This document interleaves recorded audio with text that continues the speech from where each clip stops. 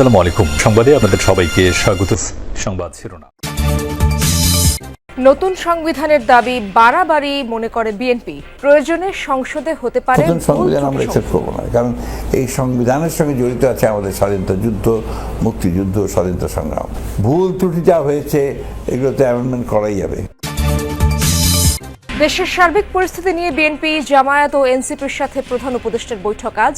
যথাসময়ে ভোট আবারও নিশ্চিত করেছে প্রেস উইং। কাকরাইলে জাতীয় পার্টির কেন্দ্রীয় কার্যালয়ে ভাঙচুর, অগ্নিসংযোগ, বিভিন্ন জায়গায় গণ ও ছাত্র অধিকারের বিক্ষোভ। মধ্যরাতে 24 শিক্ষার্থীদের সাথে স্থানীয়দের সংঘর্ষ। এক ছাত্রীকে বাসার দারোয়ানের মারধরের অভিযোগ নিয়ে ছড়ায় উত্তেজনা, আহত অর্ধশতাধিক। বাংলাদেশ ব্যাংকের সাবেক গভর্নর সহ রাঘব বোয়ালদের অনিয়ম খতিয়ে দেখতে দুদককে চিঠি, অর্থনীতি ধ্বংসকারীদের শাস্তির তাগিদ। পুরোপুরি যারা এটার সঙ্গে যারা জড়িত তাদের সকলের বিরুদ্ধেই ব্যবস্থা নেওয়া উচিত। শুধু এককভাবে একটা পক্ষের বিরুদ্ধে নিয়ে তার থেকে আপনি খুব একটা ফলাফল পাবেন।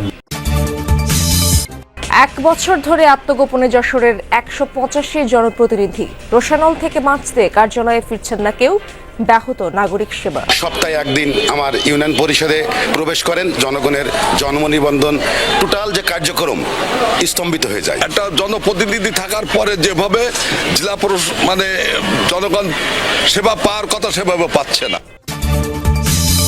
কোনোভাবেই নতুন সংবিধান গ্রহণ করবে না বিএনপি, তবে নিশ্চয়তা দেয়া হবে জুলাই সনদের। মহাসচিব মির্জা ফখরুল ইসলাম আলমগীর বলেছেন, একটি পক্ষ নতুন সংবিধানের নামে বাড়াবাড়ি করছে। যেসব বিষয়ে ঐকমত্য হবে সেসব বাস্তবায়নে বাধা নেই উল্লেখ করে মির্জা ফখরুল বলেন, বাকি সব নির্ধারিত হবে পরবর্তী সংসদে। আমরা একটি গণপরিষদ নির্বাচন ও আইনসভা নির্বাচন একই সাথে চাচ্ছি। রাজনীতির মাঠে নানামুখী উত্তাপ। জুলাই সনদের আইনি ভিত্তি কিংবা সংখ্যানুপাতিক হারে নির্বাচন নিয়ে বাহাস চলছে। নির্বাচনের আগে সংস্কার প্রস্তাব বাস্তবায়নের মতো ইস্যু আছে। এদেশের মানুষ সংস্কার নিশ্চিত করবে, আইনগত ভিত্তি দেবে।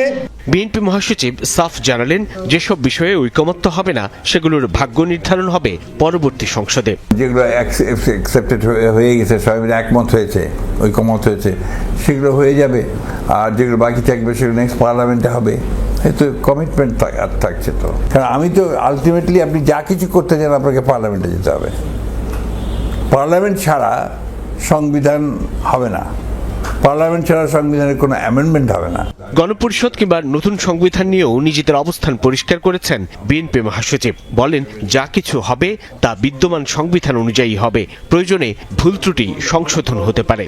নির্বাচন ও সমসাময়িক বিষয়ে আজ বিএনপি, জামায়াত ও এনসিপির সঙ্গে বৈঠক করবেন প্রধান উপদেষ্টা।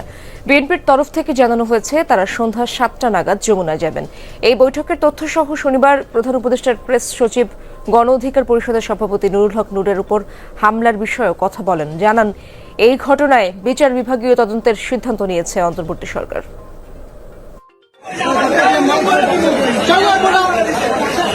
জাতীয় পার্টির কার্যালয়ের সামনে শুক্রবার হামলার শিকার হন গণ অধিকার পরিষদের সভাপতি নুরুল হক নূর। পুলিশ ও সেনা সদস্যদের মারধরের শিকার হন তিনি। ঢাকা মেডিকেলে চলছে তার চিকিৎসা। এই পরিস্থিতিতে প্রধান উপদেষ্টার সাথে জরুরি বৈঠকে বসেন কয়েকজন উপদেষ্টা সহ আইনশৃঙ্খলা বাহিনীর বিভিন্ন স্তরের কর্মকর্তারা। বৈঠক শেষে প্রধান উপদেষ্টার প্রেস সচিব জানান, নূরের উপর হামলার বিচার বিভাগীয় তদন্ত করবে সরকার। এই ঘটনায় জাতীয় পার্টির ভূমিকাও খতিয়ে দেখা হবে। এই ঘটনার উপরে একটি জুডিশিয়াল তদন্তের সিদ্ধান্ত হয়েছে এবং এই তদন্ত ইম্পার্শিয়াল জুডিশিয়াল তদন্তটা করবেন হচ্ছে একজন হাইকোর্টের জাস্টিসের নেতৃত্বে এই তদন্ত হবে। প্রেস সচিব জানান, রোববার সার্বিক পরিস্থিতি ও নির্বাচন বিষয়ে বিএনপি, জামায়াত ও এনসিপির সাথে বৈঠকে বসবেন প্রধান উপদেষ্টা। গণ অধিকার পরিষদের সভাপতি নুরুল হক নূরের উপর হামলা আন্তর্জাতিক ষড়যন্ত্রের অংশ, এমন মন্তব্য করেছেন বিএনপির স্থায়ী কমিটির সদস্য ডক্টর এজএম জাহিদ হোসেন। শনিবার রাতে ঢাকা মেডিকেল কলেজ হাসপাতালে নূরকে দেখতে যান তিনি। এ সময় বলেন, একজন জাতীয় রাজনীতিকের ওপর যে হামলা হয়েছে তা প্রতিহিংসামূলক। ডক্টর জাহিদ আরও বলেন, 5ই আগস্টের পর প্রশাসনে যারা ঘাপটি মেরে বসেছিল তারাই এই কাজ করেছে। বিএনপি চেয়ারপারসন বেগম খালেদা জিয়া এবং ভারপ্রাপ্ত চেয়ারম্যান তারেক রহমান সার্বক্ষণিক নূরের শারীরিক খোঁজ খবর রাখছেন বলেও জানান তিনি। চিকিৎসকরা সবশেষ জানিয়েছেন, জ্ঞান ফিরলেও শঙ্কামুক্ত নন নূর। গঠন করা হয়েছে 6 সদস্যের মেডিকেল বোর্ড। শুক্রবার রাতের ওই হামলায় আহতদের সুচিকিৎসায় অন্তর্বর্তী সরকারকে সর্বোচ্চ ব্যবস্থা নেওয়ারও আহ্বান জানান বিএনপির এই নেতা। রাজধানীর কাকরাইলে জাতীয় পার্টির কেন্দ্রীয় কার্যালয়ে হামলা হয়েছে। শনিবার সন্ধ্যা নাগাদ হামলা চালায় একদল বিক্ষোভকারী। তারা ভবনটির নিচতলায় আগুন দেয়। পুলিশ পরিস্থিতি নিয়ন্ত্রণ করতে গেলে দুপক্ষের মধ্যে দফায় দফায় ধাওয়া পাল্টা ধাওয়া এবং ইট পাটকেল নিক্ষেপের ঘটনা ঘটে। এতে আহত হন বেশ কয়েকজন। জাতীয় পার্টির কাকরাইল কার্যালয় ঘিরে উত্তেজনা চলছে গত কয়েকদিন ধরে। শনিবার সন্ধ্যায় আবারও হামলার ঘটনা ঘটেছে। প্রত্যক্ষদর্শীরা জানায় সন্ধ্যা 6টার দিকে একদল বিক্ষোভকারী জাপার কেন্দ্রীয় কার্যালয়ে হামলা চালায়। তারা কেন্দ্রীয় কার্যালয় লক্ষ্য করে ইট পাটকেল ছোড়ে। এক পর্যায়ে কার্যালয়ের নিচতলায় আগুন দেয়া হয়। পরে পুলিশ জলকামান ব্যবহার ও লাঠিপেটা করলে বিক্ষোভকারীরা ছত্রভঙ্গ হয়ে যায়। জলকামান দিয়ে পুলিশ আগুন নিভিয়ে ফেলে। জাতীয় পার্টির নেতাকর্মীরা জানায় গণ অধিকার পরিষদের নেতাকর্মীরা মিছিল নিয়ে এসে হামলা চালায়। পুলিশ পরিস্থিতি নিয়ন্ত্রণ করতে গেলে দুই পক্ষের মধ্যে দফায় দফায় ধাওয়া পাল্টা ধাওয়া ও ইট পাটকেল নিক্ষেপের ঘটনা ঘটে। এতে আহত হয়েছে বেশ কয়েকজন। গণ অধিকারের লোকজন আসছিল, এসে কি করছে? এসে অতর্কিতভাবে এখানে পুলিশ গার্ডে ছিল, পুলিশে পাটকেল মারানো, পুলিশ একটু পিছু হটছে। তারা এখানে এসে এই তালাটা ভেঙে এই ঘরটার মধ্যে ঢুকে কেরোসিন ঢেলে আগুন দিচ্ছে। বিগত 9 বছর গভর্নর, ডেপুটি গভর্নর, ব্যাংকের চেয়ারম্যান, পরিচালক এবং এমডি পদে যারা দায়িত্বে ছিলেন তাদের বিরুদ্ধে শুরু হয়েছে তদন্ত। আর্থিক খাতকে খাদের কিনারে নিয়ে যাওয়া কুশীলবদের জন্য আসছে দুঃসংবাদ। অর্থ, বিত্ত এবং অনিয়ম খতিয়ে দেখতে দুদককে চিঠি দিয়েছে অর্থ মন্ত্রণালয়। জনতা ব্যাংকের সাবেক চেয়ারম্যান ডক্টর জামাল উদ্দিন আহমেদ বলছেন, অন্যায় আবদার না শোনায় 11 মাসের মাথায় তাকে দায়িত্ব থেকে সরিয়ে দেওয়া হয়। 15 বছর দীর্ঘ সময়, নানা কৌশলে এই সময়ে ধ্বংস করা হয়েছে আর্থিক খাত, বিশেষ করে লুট হয়েছে ব্যাংকের অর্থ। নিয়ন্ত্রক সংস্থা বাংলাদেশ ব্যাংকের প্রশ্রয়ই ঘটেছে অঘটন। এমনও হয়েছে ব্যাংকারদের সঙ্গে বৈঠক করতে গুলশানের একটি হোটেলে গিয়েছিলেন সাবেক এক গভর্নর, যা ক্ষুণ্ণ করেছে বাংলাদেশ ব্যাংকের ভাবমূর্তি। রেকর্ড খেলাপি ঋণ, ইচ্ছামতো টাকা ছাপানো, নাম সর্বস্ব প্রতিষ্ঠানের নামে ঋণ, অর্থ পাচার, এক পরিবারের একাধিক সদস্য মিলে ব্যাংকের নিয়ন্ত্রণ নেওয়া সহ হয়েছে নজিরবিহীন নানা অনিয়ম।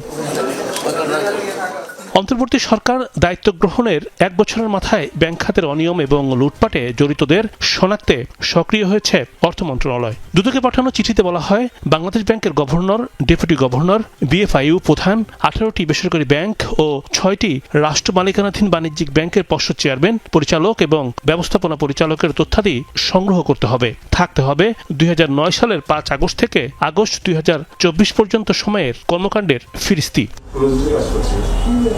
2019 সালে রাষ্ট্র মালিকানাধীন ব্যাংকে 11 মাসের জন্য চেয়ারম্যানের দায়িত্বে ছিলেন ডক্টর জামাল উদ্দিন আহমেদ। বললেন, অনেক চাপ ছিল, একটি পাওয়ার প্ল্যান্ট প্রতিষ্ঠানের অন্যায় আবদার না রাখায় হঠাৎ দেখি দায়িত্বে আমি আর নেই। অনেক টাকা লোন চাইছে, পাওয়ার প্ল্যান্টের লোন চাইছে এক লোকে। 13টা পয়েন্টের উপর আমি ডিসকাস করার পরে এভরিবডি ইয়ে করলে যে নাও আমরা we should not proceed on that. After that এটার পরেই কিন্তু মোড়ামুড়ি শুরু হয়েছে। আমার কোনো আত্মীয় স্বজন কোনোদিন লোন নেয় নেই, দ্যাটস ওয়াই আমার এখানে পরে দেখলাম যে চিঠি আসছে। 1 বছর ধরে গা ঢাকা দিয়ে রয়েছেন যশোরের 185 জনপ্রতিনিধি। গণ অভ্যুত্থানের পর থেকেই তাদের দেখা মিলছে না।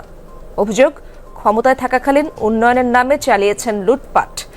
জনতার রোষানল থেকে বাঁচতে কেউ আর ফিরছেন না নিজ নিজ দপ্তরে। এতে ব্যাহত হচ্ছে নাগরিক সেবা, ভোগান্তি পোহাচ্ছে জনগণ। যশোর সদরের আরবপুর ইউনিয়নের সাবেক চেয়ারম্যান শাহরুল ইসলাম ছিলেন উপজেলা আওয়ামী লীগের সাধারণ সম্পাদকও। ক্ষমতার জোর এবং রাজনৈতিক প্রভাবের কারণে 2বার ইউপি চেয়ারম্যান নির্বাচনে জয়ী হন। স্থানীয়দের অভিযোগ, জেলা আওয়ামী লীগের সাধারণ সম্পাদক শাহিন চাকলাদারের শূন্যজোরে থাকায় বেপরোয়া হয়ে ওঠেন শাহরুল। জনপ্রতিনিধি হবার পর এলাকায় গড়ে তোলেন ত্রাসের রাজত্ব। 5 আগস্টের পর থেকেই আত্মগোপনে তিনি। প্রভাবশালী নেতা ছিলেন সে আওয়ামী লীগের এবং চেয়ারম্যান ছিলেন সে। লাঠিয়াল বাহিনী দিয়ে তার লোকজন অত্যাচার করেছে, নিবারণ করেছে। জনরোষের ভয়তেই আসে না উনি, ওনার হয়তো কিছু দোষ ত্রুটি আছে বা ছিল, সেই কারণে হয়তো পরিষদে আসেন না। শুধু শাহরুরই নন, আত্মগোপনে রয়েছেন জেলার 44টি ইউনিয়নের পাশাপাশি 8টি উপজেলা, পৌরসভা ও জেলা পরিষদের জনপ্রতিনিধি।